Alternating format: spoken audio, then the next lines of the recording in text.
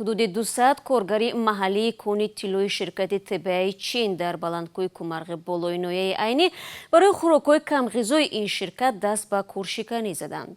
آنها میگویند کومرغ بالو در بلندکو قرار و با نظرداشتی نورسایی هوا و مشکل کار تیلوکشی به خوردنی‌های پرغذا آنها نیاز دارند. همکارم میرزانبی خالقزاد این موضوع را دنبال داشت و از اون میپرسم که این کورشکنی به چی انجامید؟ درود شهلا، من از انجام کارشکنی با چندی از کارگران این شرکت در کومرغ بالو صحبت کردم. آنها گفتند در مسئولان شرکت آمده بودند و دیدند که ما غذای آورده اونها را به زمین ریخته ایم.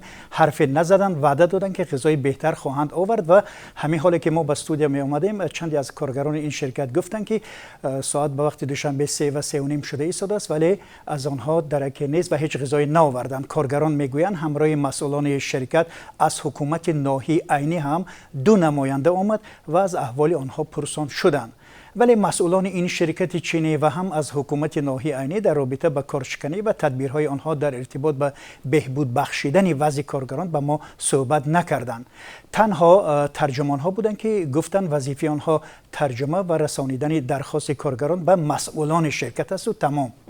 تا جای میدونم در شرکت های چینی که در کنهای مهم تاجیکستان فعالیت دارند در گذشته هم چنین حادثه ها پیش آمده بود، نه؟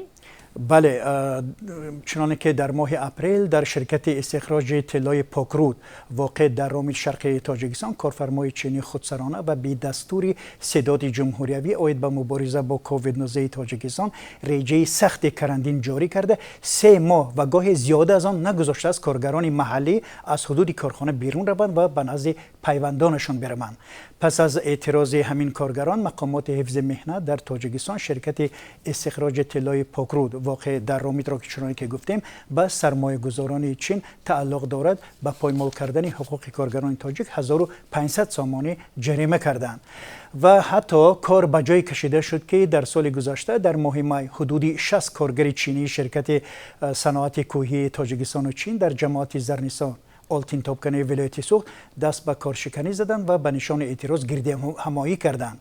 آنها را به خاطر کووید 19 3 ماه اجازه به چین رفتن را ندادند و همچنین مزد کارشان را هم پرداخت نکرده بودند.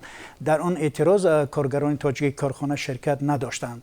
در گذشته ما بارها نوشتیم، مقالات درست کردیم که بارها کارگران محلی کارخانه مشترک استخراج طلای زرافشان از کمبود معاش اظهار ناراضی کرده و بارها به مطبوعات مراجعت کرده بوده. بله، تشکر برای صحبت.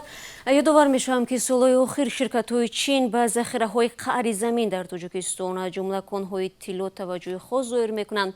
تاکنون کان طلای سیاد در ناحیه وحدت، کان‌های دوبه شرقی و کومرغ در ناحیه عینی و کان‌های مربوط به کارخانه طلای زرافشان محض به دست شرکت‌های چینی گذاشتند.